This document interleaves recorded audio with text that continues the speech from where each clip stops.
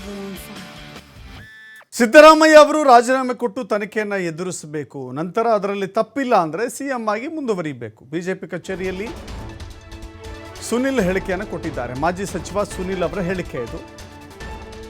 ಆರೋಪ ಬಂದ ತಕ್ಷಣ ಆ ಸ್ಥಾನಕ್ಕೆ, ಮುಖ್ಯಮಂತ್ರಿಗಳ ಸ್ಥಾನಕ್ಕೆ ರಾಜೀನಾಮೆ ಕೊಡಬೇಕು. ತನಿಖೆಯಾಗಿ ನಿರಪರಾಧಿ ಅಂತ ಪ್ರೂವ್ ಆದರೆ ಮತ್ತೆ ತಮ್ಮ ಕುರ್ಚಿಯಲ್ಲಿ ಮುಂದುವರಿಬಹುದು ಅಂತ. ಆರೋಪ ಬಂದ ಮೇಲೆ ಯಾಕೆ ಕೊಟ್ಟಿಲ್ಲ ರಾಜೀನಾಮೆ? ಆದರೆ ರಾಜ್ಯಪಾಲರ ಮೇಲೆ ಗೂಬೆ ಕೂರಿಸೋದು ಮಾತ್ರ ಮುಂದುವರೆದಿದೆ.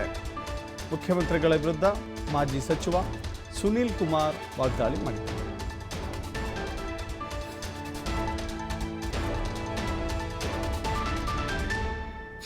ಆರಂಭದ ದಿನಗಳಿಂದ ರಾಜ್ಯ ಸರ್ಕಾರ ಜನಪರವಾದಂಥ ಯೋಜನೆಗಳನ್ನು ಯಾವುದನ್ನೂ ಕೂಡ ಮಾಡಲೇ ಇಲ್ಲ.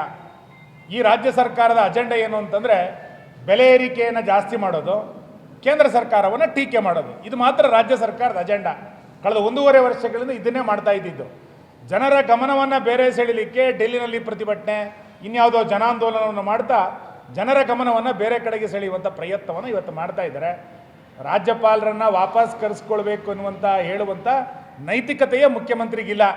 ಮೂಢ ಹಗರಣ ಆದಾಗ, ವಾಲ್ಮೀಕಿ ಹಗರಣ ಆದಾಗ 1 ನಿಮಿಷ ಆ ಚೇರ್ನಲ್ಲಿ ಕೂರುವಂಥ ಅರ್ಹತೆ ಮುಖ್ಯಮಂತ್ರಿಗಿರಲಿಲ್ಲ. ಅದನ್ನು ಬಿಟ್ಟು ಇವತ್ತು ಬೊಟ್ಟನ್ನು ರಾಜ್ಯಪಾಲರ ಕಡೆ ಮಾಡಿ ತೋರಿಸುವಂಥದ್ದು ಸರಿಯಲ್ಲ. ನಾವು BJPಯ ಶಾಸಕರು ಯೋಚನೆ ಮಾಡ್ತಾ ಇದ್ದೀವಿ. ಸಂವಿಧಾನ ವಿರೋಧಿಯಾದಂಥ, ದಲಿತ ವಿರೋಧಿಯಾದಂಥ ನಿಲುವುಗಳನ್ನು ಇವತ್ತೇನು ಕಾಂಗ್ರೆಸ್ ತೆಗೆದುಕೊಳ್ತಾ ಇದೆ, ಇದನ್ನು ಡೆಲ್ಲಿಯ ತನಕ ತೆಗೆದುಕೊಂಡು ಹೋಗಬೇಕು ಅಂತೇಳಿ BJPಯ ಶಾಸಕರು ಕೂಡ ಯೋಚನೆಯನ್ನು ಮಾಡ್ತಾ ಇದ್ದಾರೆ.